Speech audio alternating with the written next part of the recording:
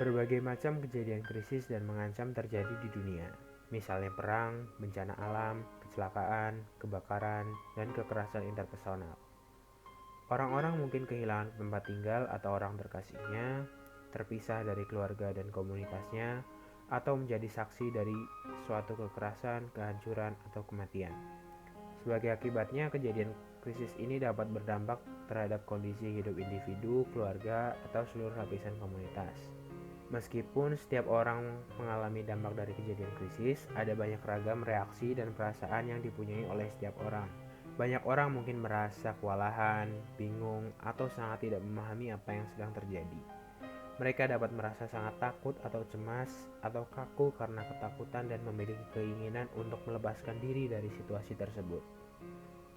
Sebagian individu mungkin dapat bereaksi dalam kadar yang sedang, sementara individu lainnya dapat bereaksi lebih intens.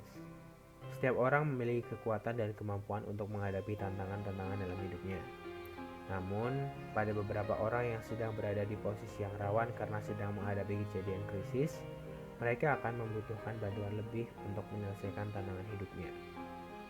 Untuk memberikan bantuan awal terhadap orang terdampak suatu kejadian krisis, kita dapat memberikan psychological first aid atau pertolongan pertama psikologis.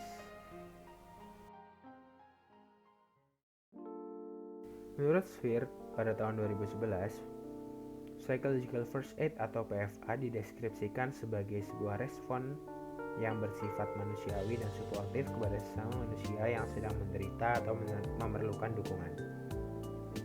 Respons dan dukungan yang termasuk di dalam kajian PFA adalah hal-hal sebagai berikut ini.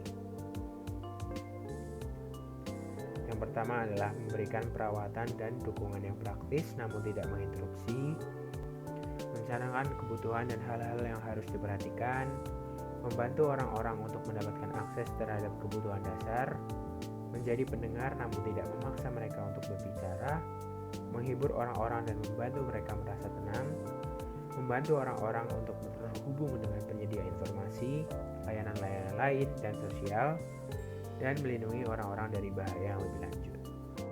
PFA ini bukanlah konseling profesional atau suatu hal yang hanya bisa dilakukan oleh tenaga ahli dan profesional. Dalam PFA juga tidak perlu mendiskusikan secara detail tentang kejadian krisis yang sedang dialami seseorang, seperti urutan waktunya. Relawan yang memberikan PFA juga tidak boleh memaksa orang untuk bercerita tentang perasaan dan reaksi mereka terhadap suatu kejadian bencana atau krisis. Maka dari itu, sebelum melakukan PFA, kita harus paham dulu bagaimana cara membantu dengan bertanggung jawab. Membantu dengan bertanggung jawab mencakup 4 poin utama, yaitu menghormati keselamatan, harga diri, dan hak-hak mereka, menyesuaikan perilaku kita terhadap budaya seseorang, yang ketiga waspada dan tanggap pada respon tindakan gawat darurat, dan yang terakhir menjaga diri sendiri.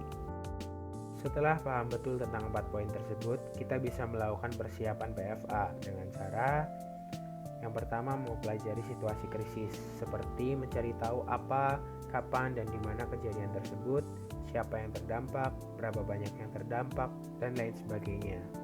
Selanjutnya, mempelajari layanan dan dukungan, seperti siapa dan di mana yang menyediakan kebutuhan dasar seperti pertolongan medis, makanan, air, perlindungan, dan pencarian anggota keluarga. Selanjutnya, mempelajari tentang keselamatan dan keamanan.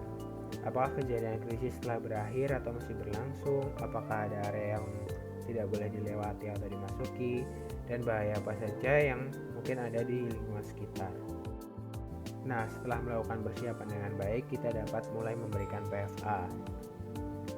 3 hal mendasar mengenai standar operasi PFA adalah lihat atau look, dengar atau listen, dan hubungkan atau link.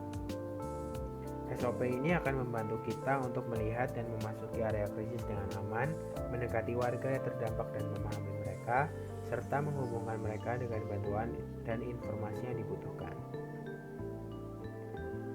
Yang pertama adalah lihat. Situasi krisis dapat berubah-ubah dengan sangat cepat.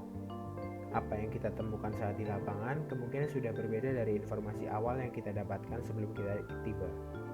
Oleh sebab itu, sangat penting untuk meluangkan waktu untuk melihat kondisi sekitar sebelum menawarkan bantuan. Kita diharapkan bisa melakukan analisis cepat secara tiba-tiba jika kita harus terjun pada kondisi krisis tanpa ada persiapan sebelumnya. Melalui pencari tahuan informasi awal, diharapkan kita bisa tenang, aman, dan berpikir sebelum bertindak. Selanjutnya, setelah melihat, kita akan menjadi pendengar. Mendengarkan dengan baik saat membantu orang lain merupakan hal yang penting. Dengan menjadi pendengar, kita dapat memahami situasi dan kebutuhan mereka serta membantu mereka agar merasa tenang, sehingga dapat memberikan bantuan yang tepat.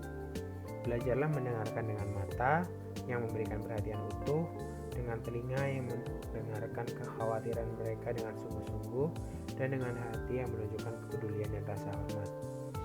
Kita dapat mendekati orang yang mungkin membutuhkan bantuan, menanyakan kebutuhan dan kekhawatiran mereka, lalu mendengarkan dan membantu mereka agar merasa tenang. Selanjutnya yang dapat kita lakukan adalah link atau menghubungkan. Bantulah orang-orang untuk mendapatkan kebutuhan dan layanan dasar, mengatasi permasalahannya, berikan informasi, dan hubungkan mereka dengan keluarga dan bantuan sosial. Sekian yang dapat saya sampaikan, semoga bermanfaat. Terima kasih telah menonton video ini. Saya Hanif, pamit undur diri.